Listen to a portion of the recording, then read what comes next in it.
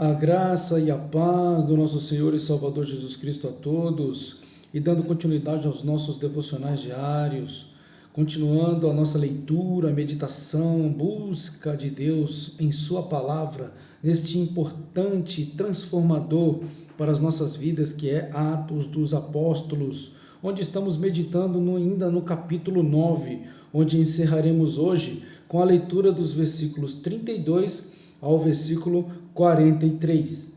Peço aos irmãos que estejam com a sua Bíblia na mão. É muito importante o acompanhamento, visto que isso é apenas um simples, mas com muita reverência e muito temor à palavra de Deus, um simples devocional. Aquele que não puder também pode fazer para fazer suas consultas. É bom pegar a sua Bíblia quando estiver ouvindo este devocional. Dos versículos 32 a 43, assim está escrito para nós.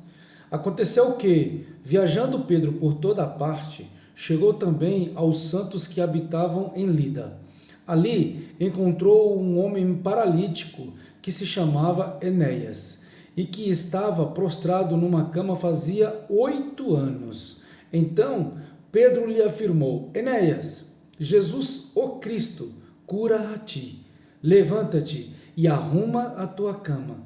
E ele se levantou no mesmo instante. E viram-no todos os que moravam em Lida e Sorona, os quais se converteram ao Senhor. Entre mentes, havia em Jope uma discípula chamada Tabita, que em grego significa Dorcas, que se dedicava ao ministério das boas obras e ajuda financeira aos pobres. E aconteceu que naqueles dias ela ficou muito doente e morreu. Seu corpo foi banhado e colocado em um quarto, no andar superior da casa. Como a cidade de Lida ficava próximo a Jope, quando os discípulos ficam sabendo que Pedro estava ali, logo enviaram-lhe 2 homens com o seguinte pedido: não te demores em vir até nós. Então, levantando-se Pedro, partiu com eles. Assim que chegou, levaram-no ao aposento do andar de cima da casa. Todas as viúvas o rodearam, chorando e mostrando-lhe os vestidos e as outras roupas que Dorcas havia feito para elas enquanto estava viva. Pedro pediu que todos deixassem o quarto e, em seguida, ajoelhou-se e orou. Dirigindo-se à mulher morta, ordenou-lhe: Tabita, levanta-te. Ela abriu os olhos e, vendo a Pedro, sentou-se. A seguir, ele lhe deu a mão e ajudou-a a colocar-se em pé. Então, chamando os santos, principalmente as viúvas, apresentou-a viva. De fato, se tornou conhecido por toda a cidade de Jope, e foram muitos os que passaram a crer no Senhor. Pedro ficou muitos dias em Jope, hospedado na casa de um curtidor de peles chamado Simão. Com base nessa palavra, nós vamos meditar com o tema: os sinais da graça são cura, ressurreição e conversão.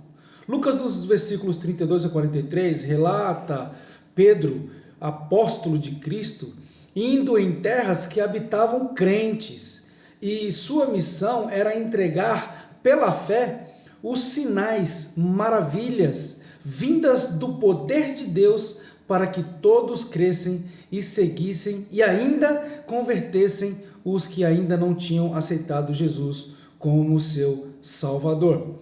Temos 2 milagres que a palavra vai evidenciar para nós nesta passagem, que aguça a fé do crente há 21 séculos para viver sem questionar, muito menos viver sem desviar das promessas de Deus, que é a nossa vida eterna ao seu lado. A primeira é a vida de um homem chamado Enéas, que estava em sua cama por 8 anos, paralítico, sem se levantar e preso, aprisionado em sua enfermidade. Mas Pedro, com a autoridade que lhe foi dada, aquela mesma autoridade daquele coxo, daquele homem paralítico que estava na entrada do templo. Com essa mesma autoridade, Pedro lhe dá um brado para ele não apenas se levantar, receber a cura, mas arrumar a sua cama. Olha o detalhe, irmãos, pois arrumar a cama significa nova vida, novos tempos, e esse tempo é tempo de restauração, de uma vida nova, não só curado da enfermidade, mas também da alma e da sua forma de viver, receber a transformação através da cura. Não só para Enéas, que recebeu a cura física, mas também para todos os que provaram do poder de Deus, que curou muitas almas ali presentes. Em uma outra cidade vizinha, que fica sabendo que ele já está por perto, e os crentes, cientes da autoridade que lhe foi outorgada e o poder que lhe foi concedido, que não era dele, mas lhe foi concedido, os crentes de lá imploram: não te demores para vir até nós. Olha o tamanho da fé desses crentes. Será que tem crente com essa fé ainda hoje? Sem os questionar, Pedro, entendendo o agir do céu e para que foi chamado, sem questionar, Pedro foi, e chegando, e no nome de Jesus operou mais um milagre, mas agora não só de cura da enfermidade, mas uma poderosa ressurreição de uma crente, Tábita, mais conhecido como Dorcas, que havia ficado doente e por consequência veio a morrer.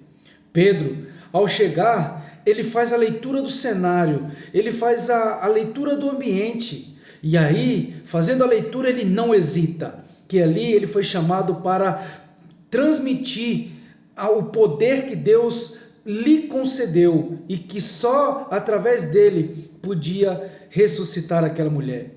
Ele logo pede para ficar a sós com ela, porque ele não queria teatro, ele não queria nenhuma demonstração de poder ali no coletivo.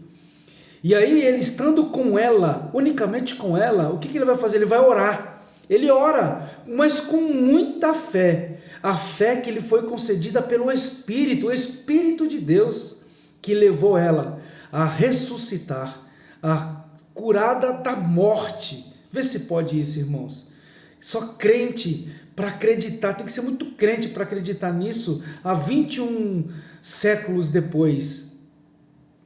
É a fé que gera poder, e o poder que gera fé até os nossos tempos e até a vinda do Senhor. E é nessa fé que nós vivemos, e é por esse poder que nós vivemos. E em todas as manifestações do poder de Deus, não são apenas simples manifestações, mas sinais para que todos entendam o que realmente nos aprisiona. Veja que um homem foi curado e ele foi orientado não só a levantar, ele foi ordenado a levantar, mas orientado a arrumar a sua cama para uma nova vida. E não é uma enfermidade apenas que nos aprisiona. E muitas das vezes nós nos deixamos levar por coisas simples, banais, mundanas, que nos tiram da presença e nos deixam passar as oportunidades que temos de nos transformar a cada dia com essa graça poderosa através da fé. A fé é o firme fundamento que Deus colocou no nosso coração para viver o teu plano. Ele venceu a morte, Cristo, Ele vive. E se vivemos com Ele, é para viver por seu poder, um poder que perdoa, que cura, que liberta, que salva e nos faz também vencer a morte e nos dá uma vida nova. Que a gente possa estar sempre sensível a esse poder miraculoso, inexplicável, imensurável do céu na terra, vindo através dos homens de Deus que vivem para continuar a obra que Deus nos confiou. Que Deus nos continue nos encorajando, primeiramente para crer e segundo para levar o poder que Ele nos confiou. Fica essa palavra no seu coração, em nome de Jesus.